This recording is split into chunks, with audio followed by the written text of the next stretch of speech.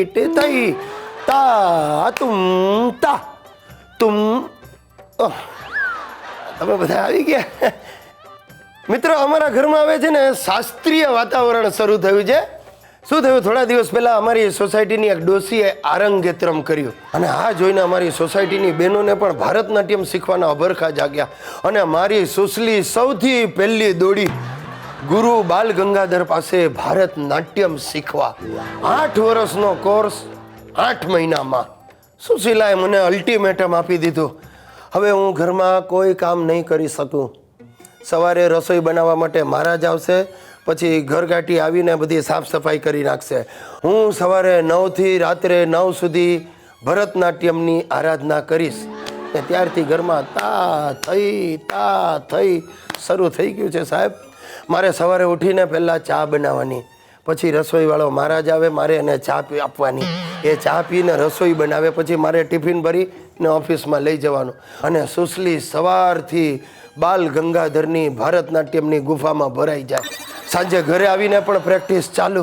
આવીને નાચવા માંડે એટલે મારે તરત શરૂ કરી દેવાનું. એણે જ મને શીખવાડ્યું તા થઈ તત થઈ તિરકિટ ધૂમ તા તિરકિટ તા. અરે શું તા હાલત થઈ ગઈ છે. મને લાગે છે આ જો વધારે ચાલ્યું ને તો હું ગિરીશમાંથી ગિરિજા બની જઈશ.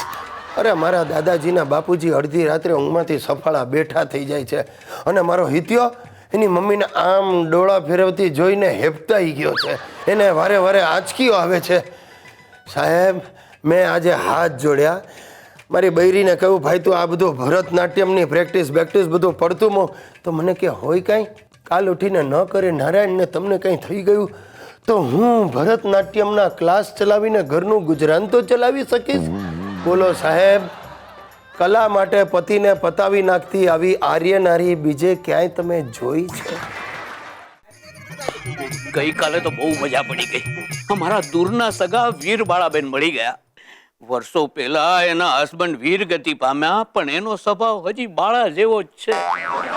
શું છે કે મને પણ સાહિત્યમાં રસ, એને પણ સાહિત્યમાં રસ, એટલે મળી ગયા લાઇબ્રેરીમાં. અને પછી ત્યાંથી ગયા સીધા વનવાળી વાંકાની પોળમાં પાણીપુરી ખાવા. વીરવાળા બેન બોખા દાંતે પણ 35 પાણીપુરી દબાવી ગયા.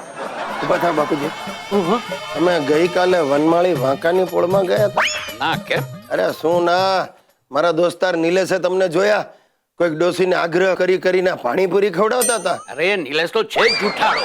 અરે આ જમાનામાં કઈ ડોસી મારી હારે પાણીપુરી ખાવા નવરી છે? એ નવરી તો કોઈ ના હોય, પણ તમારા દુરાગ્રહ સામે કોક બેચારી નબળી પડી જાય. એટલે તું મારા પર શંકા કરે છે? હા કરું છું. આજે સવારે કોક વીરબાળા બેન નો ફોન હતો. એ કોણ? એ મારા કલ્ચરલ ફ્રેન્ડ છે. કલ્ચરલ ફ્રેન્ડ એટલે શું? એટલે શું છે કે અમે બંને એકબીજા સાથે કવિતાની આપલે કરીએ છીએ. તમે ને કવિતા? અરે આજે જ કવિતા લખી છે, સાંભળ.